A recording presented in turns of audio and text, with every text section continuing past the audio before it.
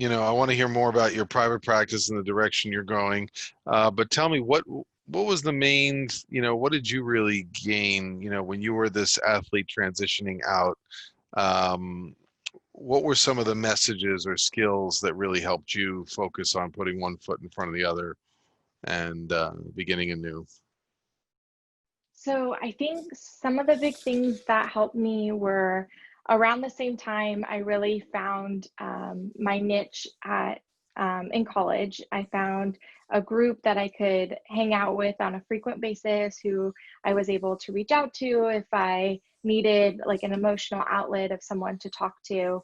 I had a little more structure to my routine as at that point, I was in a part of my program that, even though I was an undergrad, I had started taking master's classes. So my schedule was a lot more rigid. I had to do two classes, or I had to do classes every day for the entire week, and they were at the exact same time most of the time. So that helped my schedule look a little more structured, which I appreciated. And then I worked really hard outside of those class hours to structure my mornings and my evenings, trying to exercise at the same time, see friends at the same time, have time where I could sit and kind of decompress, whether that be reading a book or watching a TV. I tried to study in the same locations in the library or in my dorm, just using strategies to try to build that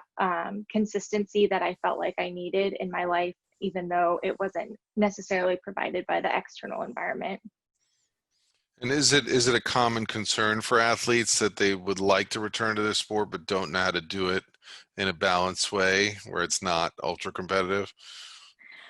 Yeah, I could definitely see that coming up of how do you transition into playing rec teams or playing something that may not be as competitive as a professional stage.